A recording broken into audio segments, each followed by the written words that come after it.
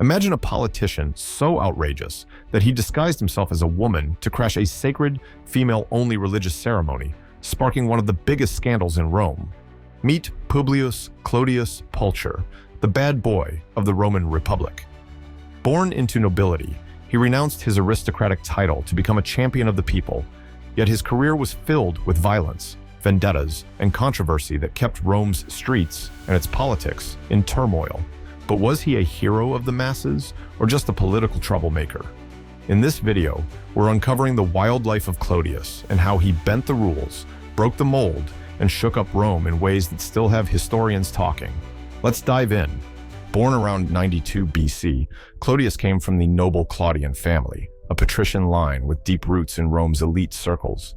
But Clodius wasn't content to stay within these bounds. To gain more political power, he orchestrated his own adoption into a plebeian family. Imagine being willing to give up your highborn status just to grab the reins of power. Clodius did just that, allowing himself to become a tribune of the plebs, a role exclusive to plebeians, and one that opened doors for him to influence the common people directly, and influence them he did.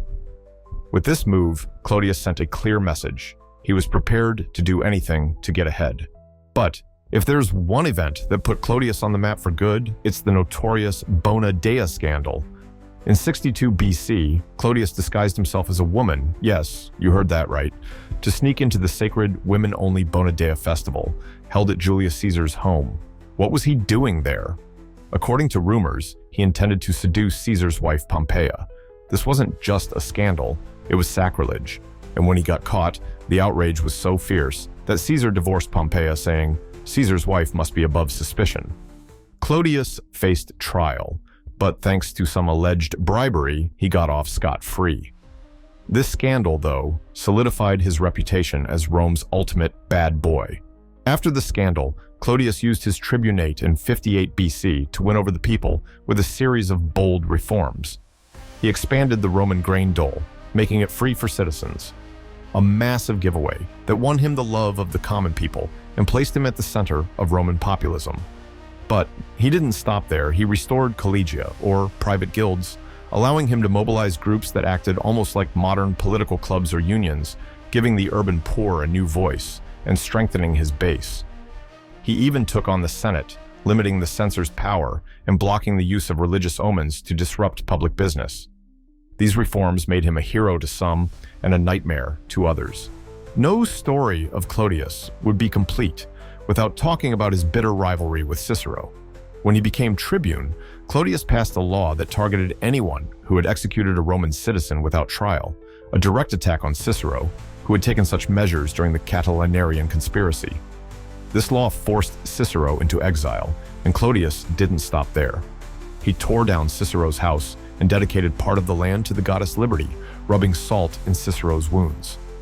Their feud became one of the most famous in Roman history, highlighting Clodius's ruthlessness and his knack for vendettas. But Clodius's power wasn't only in the laws he passed. He had a formidable force behind him, his infamous street gangs. Clodius took politics to the streets, literally. His gangs would patrol, intimidate rivals, and cause chaos, ensuring his influence extended beyond the Senate walls. Rome's streets turned into a battleground, with his mobs clashing regularly with those of his rival, Titus Annius Milo. It was a dangerous, volatile time in Rome, and Clodius played a key role in transforming politics into a fierce street war. Some might call him the first Roman gangster politician. Clodius's life ended as dramatically as he lived it. In 52 BC, he and Milo clashed on the Appian Way, where a violent brawl broke out between their supporters. Clodius was killed, but that was only the beginning. His followers were outraged, and when his body was brought back to Rome, they set his funeral pyre in the Senate house itself, burning it to the ground in a show of defiance. Rome was thrown into chaos. His death had such an impact that it led to more political unrest and paved the way for more radical changes to come. Clodius's legacy continued to ripple through Roman politics even after his death. Publius Clodius Pulcher was more than just a politician. He was a game changer in every sense of the word. He blurred the lines between politics and theater, using his charm, wit, and sheer audacity to challenge the Roman establishment.